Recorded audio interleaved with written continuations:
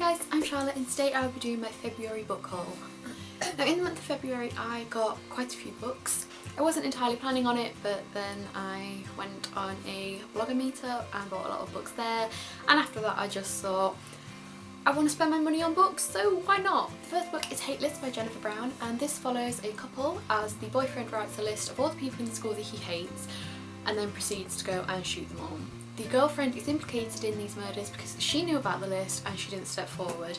And I bought this at the beginning of the month, but now that we've had the latest school shooting in America, this is pretty topical and I would like to read it soon because I don't know, it's such a big issue and we don't really know much about school shootings in England. Like, obviously we know about them because we see the news, but they're not something that I have ever experienced. I would like to read this because, like I said, it's topical and hopefully I could gain a bit of insight into the minds of the victims and just kind of try and empathise a bit with them, because I cannot imagine the tragedy of it. But yes, I'm hoping it will be interesting. I don't want to say enjoyable because it does sound like it's going to be sad, but I'm hoping it will be interesting.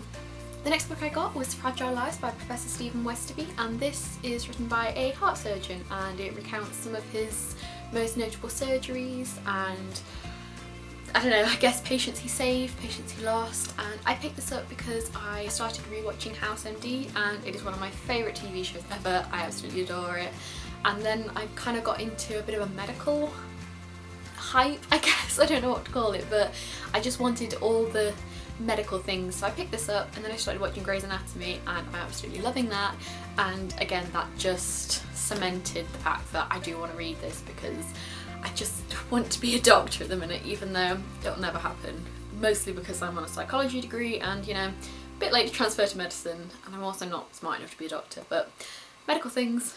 The next lot of books I picked up at the blogger meetup in Birmingham, and the first book is A Shiver of Snow and Sky, and this was actually gifted to me by Kate, who is behind the blog Reading Through Infinity, and she didn't want the ARC anymore and I was happy to snap it up, so I got this. I don't entirely know the plot of this, just that it is a Scandinavian inspired fantasy and the sky lights up with different colours. I think green is something good and red means something bad is going to happen, and this happens to the main character and I think she just has to kind of save her world, kingdom, whatever it is. Next I picked up Girlhood by Kat Clark, and this is one I've had my eye on for a while. This follows the main character, whose name I do not know, after her sister dies and a new girl turns up at school. I'm hoping that it will be kind of dark because, I don't know, the cover looks dark with the matches, but I've heard a lot of good about this and I really want to try Kat Clark's books because some of her books do sound like the kind of thing that I would enjoy, the slightly darker contemporary, so I'm hoping this is a good place to start. Then I picked up Ash by Melinda Lowe, and this was the only copy in the Waterstones. I haven't seen it in store before, ever, and then I just saw this tucked onto a shelf and I was like, I'm having that, because this is a lesbian retelling of Cinderella and it follows the main character Ash, who is a servant for her stepmother, only her mother has left her some kind of legacy, I don't know quite what, but she wants to follow in her footsteps and it says on the back it will lead her to a magical place. So I'm hoping it will be kind of similar to the Lunar Chronicles. Obviously I'm not expecting it to be set in space or the future, but if it is, then I don't have a problem with that. But yes, I'm hoping there are similar vibes to the Lunar Chronicles because that is probably my favourite retelling. Next we have Only Ever Yours by Louise O'Neill, and this is, from what I've heard about it, kind of like a modern day, or at least more of a, not necessarily modern day, but a more recent take on The Handmaid's Tale, because this follows girls who are graduating from school to become wives to rich men, and if they don't become a wife they become a concubine, and that is not the desired path that they want to take. This follows two girls, Frida and Isabel, as they come up to the point in their lives where they would become wives, and I don't know if it goes quite to plan for them, but I have wanted to read Louise O'Neill's books for quite a long time now, and yeah, I will pick this up.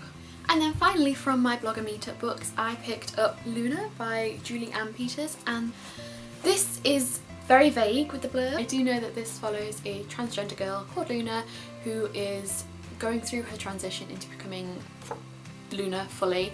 And I think her relationship with her family is pretty rocky, but I don't know the details of the specifics. But this has been highly acclaimed, and as you can see, it was a finalist for the National Book Awards, so it has to be good, right? But yeah, I'm hoping it's really good. And then the next lot of books I just bought because I wanted them. They weren't from the blogger meetup, but I wanted to do them in chronological order, so yeah, next lot. First I got We Need to Talk About Kevin by Lionel Shriver, and this follows the mother of Kevin, who is a very troubled teen, and he, again, similar to Hate List, went into his school and killed a bunch of people. And ever since watching the film of this, I have wanted to get my hands on this because the film is pretty harrowing actually. The acting in it is phenomenal, and it's dark and it's thought-provoking and kind of messed up in that Kevin's mother, whose name I cannot remember but who was played by Tilda Swinton, she herself had her own kind of problems, I guess, because she never wanted to be a mother, and then she ended up with Kevin, who was a problematic child. And I know what happens in this, so it's not going to be one of those shocking things, but it is going to be shocking because I remember the ending and what Kevin did, and I'm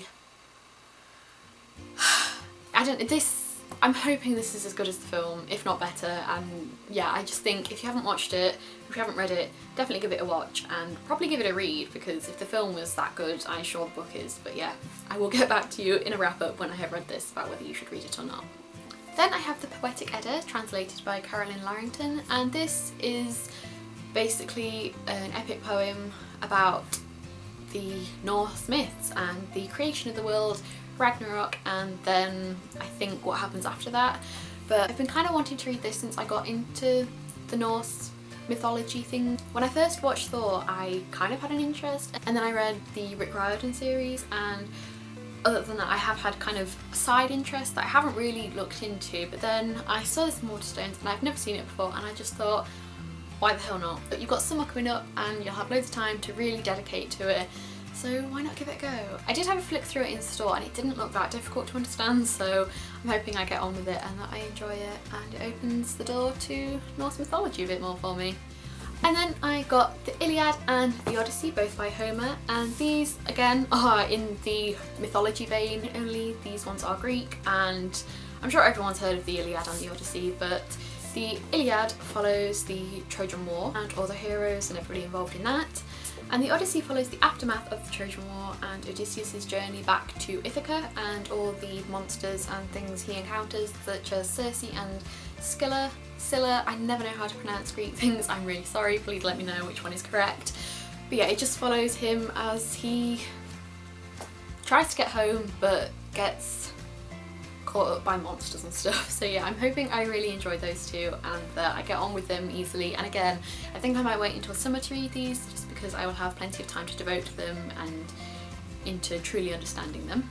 And then finally I picked up 3 of the new little Penguin modern classics. I picked up The Missing Girl by Shirley Jackson, The Haunted Boy by Carson McCullers, and Lance by Vladimir Nabokov. And I picked these 3 up because they all seem to be collections of short stories. I have previously read We Have Always Lived in the Castle by Shirley Jackson, and I absolutely loved that and want to read some more of her other stuff, but didn't really know where to start, so I thought this would be a good place to get an idea of what I liked.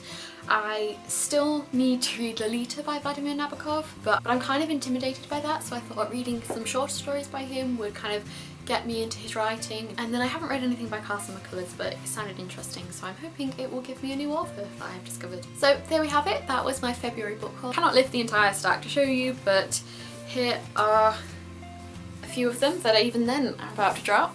So in the comments, please let me know if you have read any of these books, and also any books that you got in February, because I'm interested in that, and I will hopefully see you soon with a new video. Bye!